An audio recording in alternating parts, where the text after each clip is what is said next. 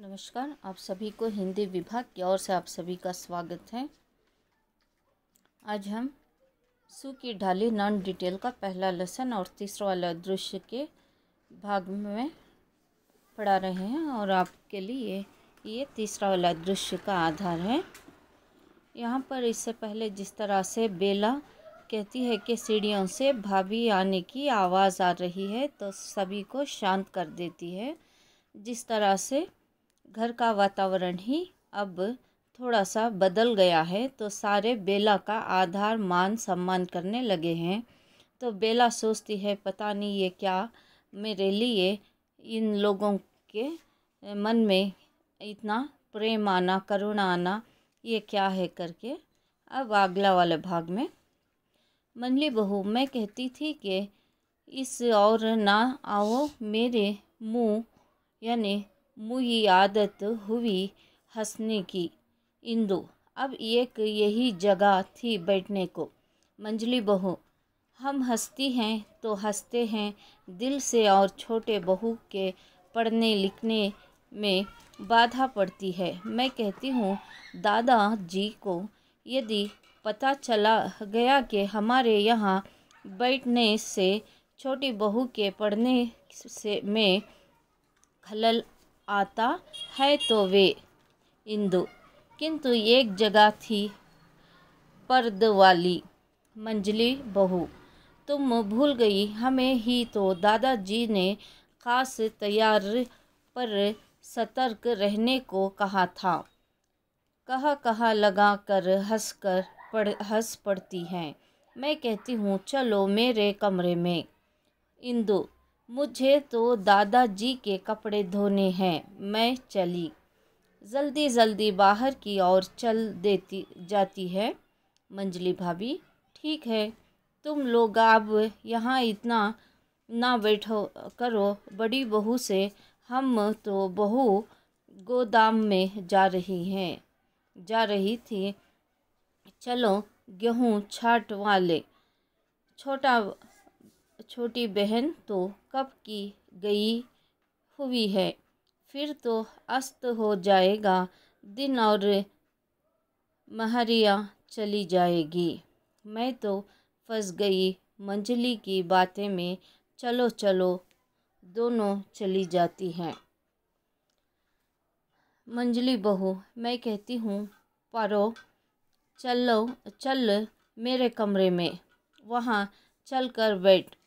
पारो चलते हुए मुझे तो जाना है भाभी, ला आ गए होगा, ना मिला तो चिल्लाएगा।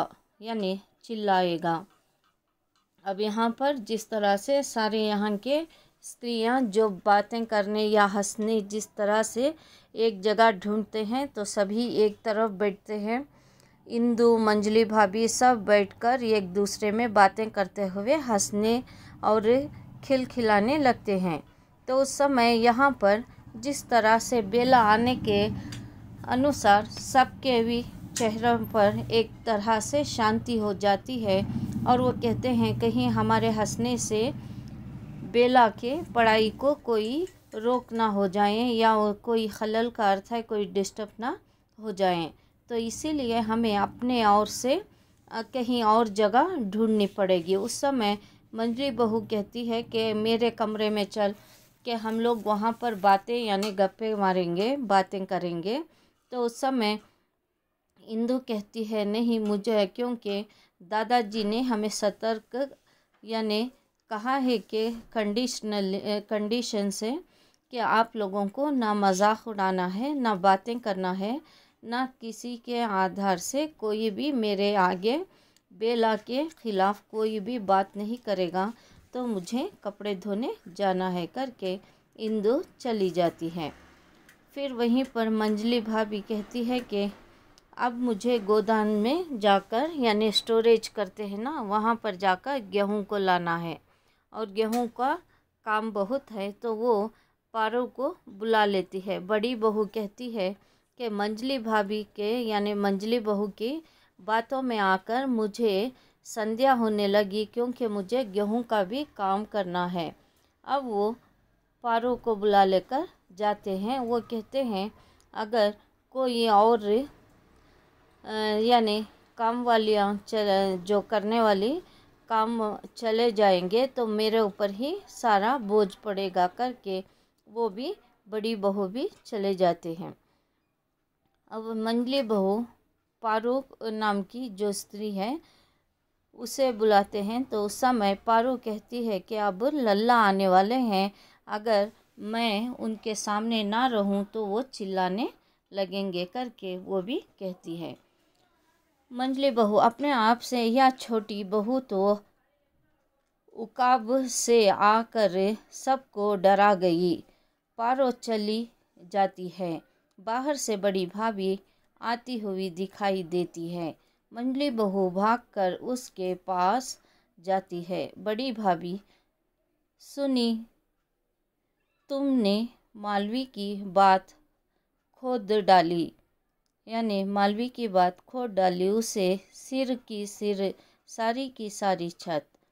यहाँ पर कह कर गलती है। बड़ी भाभी, मालवी ने छत खोद डाली। मंझली बहू उसे अपने साथ लेकर कमरे की ओर जाती है हुए हाँ अभी राज मजदूर छत बना कर गए थे कि आ गई मालवी मारो मार करती। बड़ी भाभी, पर अब यहाँ पर पहले वाले आधार में दूसरा और यानी तीसरे दृश्य के आधार पर यहाँ पर एक छत रसोई के उनके घर के पास जो ये कीड़ बढ़ने के कारण यहाँ पर जो छत को फोड़ देती है और मज़दूर चले जाते हैं करके यहाँ पर बात हुई थी। तो उस समय अब ये क्या हो गया, मज़दूर ने छत मालवी की जो थी वो भी यानी लड़ाई के अनुसार वो पूरी तोड़ डाली करके इस तरह की वो बातों को कहने लगते हैं। मंझली बहू, चलो मेरे कमरे में, वहाँ चल कर सब बताती हूँ। यह तो छोटी बहू की पढ़ाई बाधा पड़ती है। बाधा यानी रुकावट। उसे साथ लेकर अपने कमरे की ओर जाती है। बाहर से परेश और बेला बातें करते प्रवेश करते हैं। बेला आद्रकंठ से, आप मुझे मेरे मैके भेज दीजिए। मुझे ऐसा लग रहा है जैसे मैं अपरिचितों का अर्थ है परायों में आ गई हुई हूँ। कोई मुझे नहीं समझता, किसी को मैं नहीं समझती। परेश, आखिर बात क्या है, कुछ कहो भी। बेला, मैं जाती हूँ तो सब खड़े हो जाते हैं। बड़ी भाभी, मंझली भाभी और माजी तक मेरे सामने कोई हंसता नहीं, कोई मुझसे अधिक समय तक बात नहीं करना चाहता। सब मुझसे ऐसे डरते हैं जैसे मुर्गी के बच्चे बाज से। बाज का अर्थ है चील। अभी यानी ईगल कहते हैं। अभी अभी सब हंस रही थी, ठहर के यानी ज़ोर ज़ोर से हंसी उड़ाना मार रही थी। मैं गई तो सब ऐसा सन्ना में सन्ना रह गए जैसे भरी सभा में किसी ने चुप की सीटी बजा दी हो। सीटी का अर्थ है वेजल। परेश, पर इसमें बेला, और कोई मुझे काम को हाथ नहीं लगाने देती। तनिक का अर्थ थोड़ा सा भी।